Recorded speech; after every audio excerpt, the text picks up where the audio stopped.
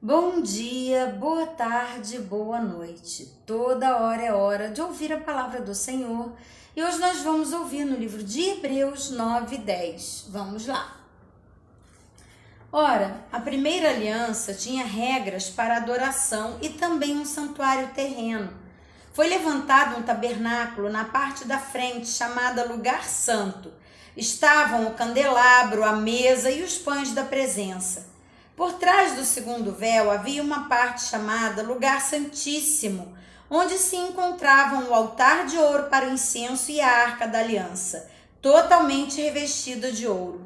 Nesta arca estavam o vaso de ouro contendo o maná, a vara de Arão que floresceu e as tábuas da aliança. Acima da arca estavam os querubins da glória, com que sua sombra cobriam a tampa da arca. A respeito dessas coisas não cabe agora falar detalhadamente. Estando tudo assim preparado, os sacerdotes entravam regularmente no lugar santo do tabernáculo para exercer seu ministério. No entanto, somente o sumo sacerdote entrava no lugar santíssimo apenas uma vez por ano e nunca sem apresentar o sangue do sacrifício que ele oferecia por si mesmo e pelos pecados que o povo havia cometido por ignorância. Dessa forma, o Espírito Santo estava mostrando que ainda não havia sido manifestado o caminho para o lugar santíssimo, enquanto permanecia no primeiro tabernáculo. Isto é uma ilustração para os nossos dias, indicando que as ofertas e os sacrifícios oferecidos não podiam dar ao adorador uma consciência perfeitamente limpa. Eram apenas prescrições que tratavam de comida e bebida e de várias cerimoniais de purificação com água. Essas ordenanças exteriores foram impostas até o tempo da nova ordem. Quando Cristo veio como sumo sacerdote dos benefícios agora presentes, ele adentrou o maior e mais perfeito tabernáculo não feito por homens, isto é, não pertencente a esta criação. Não por meio de sangue de bodes e novilhos, mas pelo seu próprio sangue, ele entrou no lugar santíssimo, de uma vez por todas, e obteve eterna redenção. Ora, se o sangue de bodes e touros e as cinzas de uma novilha espalhadas sobre os que estão cerimonialmente impuros os santificam, de forma que se tornam exteriormente puros, quanto mais o sangue de Cristo, pelo Espírito Eterno, se ofereceu de forma imaculada a Deus, purificará a nossa consciência de atos que levam à morte, para que sirvamos ao Deus vivo. Por essa razão, Cristo é o mediador de uma nova aliança, para que os que são chamados recebam a promessa da herança da vida eterna, visto que ele morreu como resgate pelas transgressões cometidas sobre a primeira aliança. No caso de um testamento, é necessário que se comprove a morte daquele que o fez, pois um testamento só é válido no caso de morte, uma vez que nunca vigora enquanto está vivo quem o fez. Por isso, nem a primeira aliança foi sancionada sem o sangue, quando Moisés terminou de proclamar todos os mandamentos da lei a todo o povo.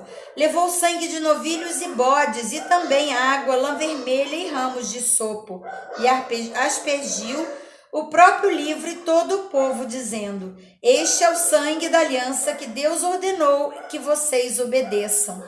Da mesma forma, aspergiu com sangue o tabernáculo e todos os utensílios das suas cerimônias. De fato, segundo a lei, quase todas as coisas são purificadas com sangue, e sem derramamento de sangue não há perdão. Portanto, era necessário que as cópias das coisas que estão nos céus fossem purificadas com esses sacrifícios, mas as próprias coisas celestiais com sacrifícios superiores, pois Cristo não entrou em santuário feito por homens, uma simples representação do verdadeiro. Ele entrou nos céus para agora se apresentar diante de Deus em nosso favor. Não, porém, para oferecer repetidas vezes a semelhança do sumo sacerdote que entra no lugar santíssimo todos os anos com sangue alheio. Se assim fosse, Cristo precisaria sofrer muitas vezes desde o começo do mundo. Mas agora ele apareceu uma vez por todas no fim dos tempos para aniquilar o pecado mediante o sacrifício de si mesmo. Da mesma forma como o homem está destinado a morrer uma só vez e depois disso enfrentar o juízo. Mas também Cristo foi oferecido em sacrifício uma única vez para tirar o pecado de muitos e aparecerá a segunda vez não para tirar o pecado, mas para trazer salvação aos que o aguardam. Capítulo 10. A lei traz apenas uma sombra dos benefícios que hão de vir e não a sua realidade. Por isso ela nunca consegue, mediante os mesmos sacrifícios repetidos, ano após ano, aperfeiçoar os que se aproximam para adorar. Se pudesse fazê-lo, não deixariam de ser oferecidos, pois os adoradores, tendo sido purificados uma vez por todas, não mais seriam culpados de seus pecados. Contudo, esses sacrifícios são uma recordação anual dos pecados, pois é possível que o sangue de touros e bodes tire os pecados. Por isso, quando Cristo veio ao mundo, disse: sacrifício e oferta não quiseste, mas um corpo me preparaste. De holocaustos e ofertas pelo pecado não te agradastes? Então eu disse: aqui estou, no livro está escrito a meu respeito, vim para fazer a tua vontade, ó Deus. Primeiro ele disse: sacrifícios, ofertas, holocaustos e ofertas pelo pecado não quiseste, nem deles te agradaste, os quais eram feitos conforme a lei. Então acrescentou: aqui estou, vim para fazer a tua vontade. Ele cancela o primeiro para estabelecer o segundo. Pelo cumprimento dessa vontade, fomos santificados por meio do sacrifício do corpo de Cristo Jesus, oferecido uma vez por todas. Dia após dia, todo sacerdote apresenta-se e exerce os seus deveres religiosos repetidamente, oferece os mesmos sacrifícios que nunca podem remover os pecados. Mas quando este sacerdote acabou de oferecer para sempre um único sacrifício pelos pecados, assentou-se à direita de Deus. Daí em diante ele está esperando até que os seus inimigos sejam colocados como estrado dos seus pés, porque por meio de um único sacrifício ele aperfeiçoou para sempre os que estão sendo santificados. O Espírito Santo também nos testifica a este respeito. Primeiro ele diz: esta é a aliança que farei com eles depois daqueles dias, diz o Senhor. Porei as minhas leis em seu coração e as escreverei em sua mente.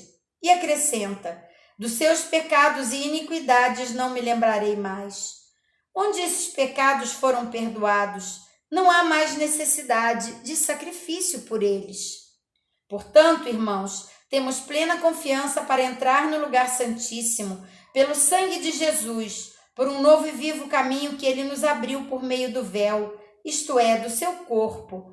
Temos, pois, um grande sacerdote sobre a casa de Deus. Sendo assim, aproximemo-nos de Deus com um coração sincero e com plena convicção de fé, tendo os corações aspergidos para nos purificar uma consciência culpada e tendo os nossos corpos lavados com água pura. Apeguemo-nos com firmeza à esperança que professamos, pois aquele que prometeu é fiel, e consideremos uns aos outros para nos incentivarmos ao amor e às boas obras. Não deixemos de reunirmos como igreja, segundo os costumes de alguns, mas procuremos encorajar-nos uns aos outros, ainda mais quando vocês veem que se aproxima o dia. Se continuarmos a pecar deliberadamente, depois de recebermos o conhecimento da verdade, já não resta sacrifício pelos pecados, mas tão somente uma terrível expectativa de juízo e fogo intenso que consumirá os inimigos de Deus. Quem rejeitava a lei de Moisés morria sem misericórdia pelo depoimento de 2 ou 3 testemunhas. Quão mais severo castigo, julgam vocês, merece aquele que pisou aos pés o Filho de Deus, profanou o sangue da aliança pelo qual ele foi santificado e insultou o Espírito da graça? Pois conhecemos aquele que disse: a mim pertence a vingança, eu retribuirei outra vez. O Senhor julgará o seu povo. Terrível coisa é cair nas mãos do Deus vivo. Lembrem-se dos primeiros dias depois que vocês foram iluminados, quando suportaram muita luta e muito sofrimento. Algumas vezes vocês foram expostos aos insultos e tribulações, em outras ocasiões fizeram-se solidários com os que assim foram tratados. Vocês se compadeceram dos que estavam na prisão e aceitaram alegremente a confissão dos seus próprios bens, pois sabiam que possuíam bens superiores e permanentes. Por isso, não abram mão da confiança que vocês têm. Ela será ricamente recompensada. Vocês precisam perseverar de modo que, quando tiverem feito a vontade de Deus, recebam o que Ele prometeu. Pois em breve, muito em breve, aquele que vem virá e não demorará, mas o meu justo viverá pela fé. E se retroceder, não me agradarei dele. Nós, porém, não somos dos que retrocedem e são destruídos, mas dos que creem e são salvos. E assim, terminamos mais um momento na presença do Senhor. Você já se inscreveu no canal? Obrigada! Deixe o seu like em cada vídeo que assistir e compartilhe para que juntos possamos fortalecer a fé de muitos irmãos com a palavra viva do Senhor, que é o alimento do nosso espírito.